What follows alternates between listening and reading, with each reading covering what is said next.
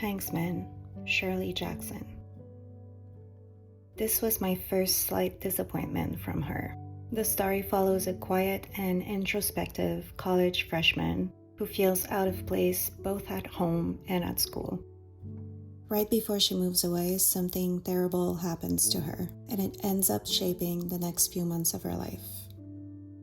She's incapable of connecting with her peers and retreats more and more into her own mind until the line between reality and imagination blurs, and she's left wondering what's real and what isn't. I love Shirley Jackson's writing, but this specific story wasn't one of my favorites. I'd still recommend reading it since it's a short novel, but if you haven't read anything by her, I wouldn't start with this one.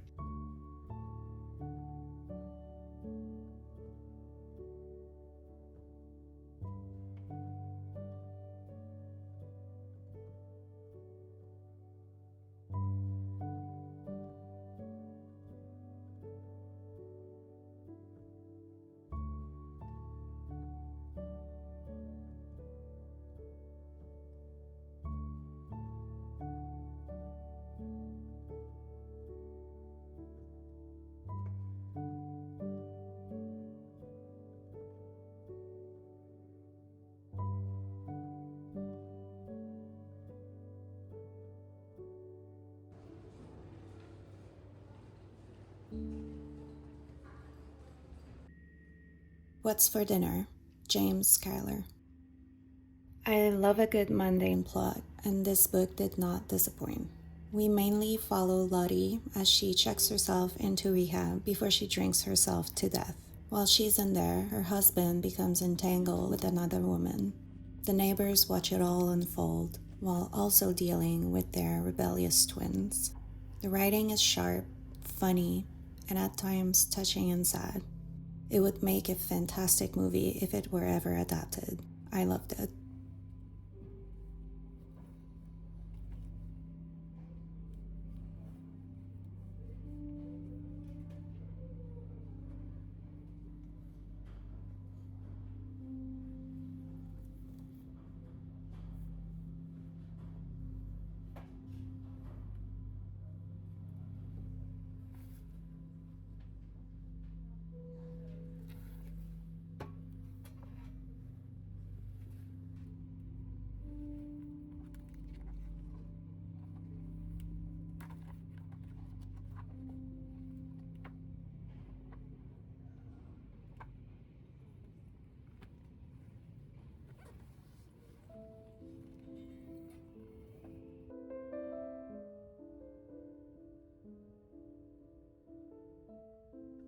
Crime and Punishment, Fyodor Dostoyevsky. This is a study of guilt long before it becomes the story of a crime. We follow Raskolnikov before and after he commits murder, his mind and body unraveling even before the act itself, his feverish illness, restless sleep, and compulsive generosity feel like symptoms of a conscience on trial. He cannot escape his own moral impulses, and as the story evolves, life oddly seems to turn in his favor, while he becomes more and more haunted by his need for judgment. I enjoyed this, and I'm eager to read more of his work.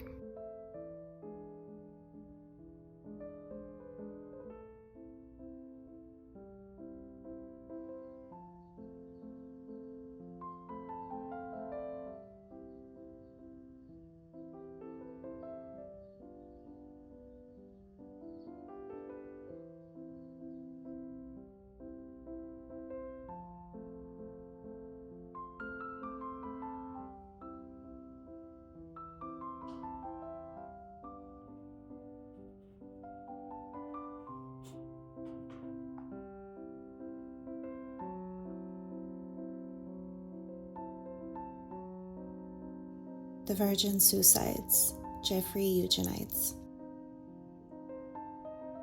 I loved this book. The story, as the title would suggest, revolves around the deaths of the 5 Lisbon sisters.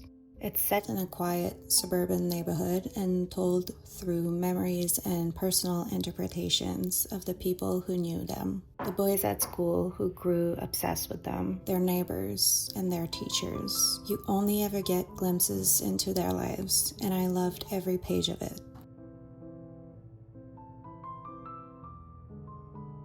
There's a very famous movie adaptation which I plan to watch in the coming weeks. I can't recommend this enough.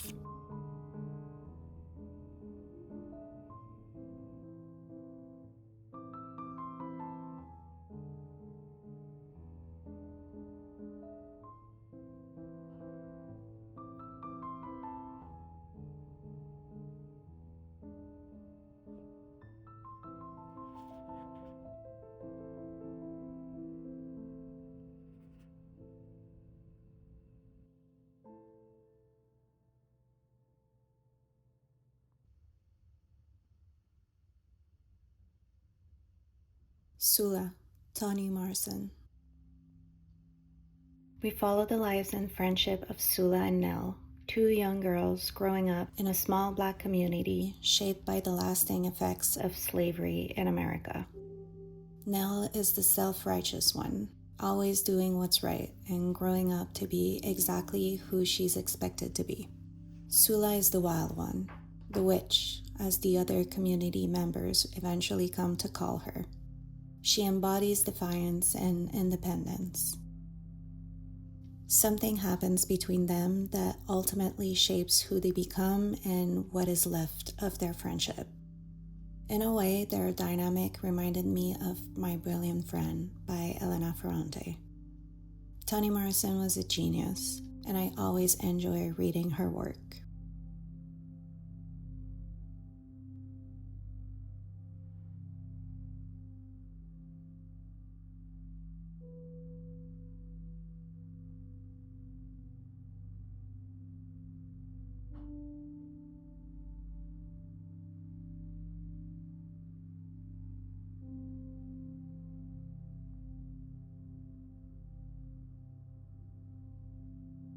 Thank you so much for watching. I hope you enjoyed. Please leave any book recommendations below, and I'll see you in the next one.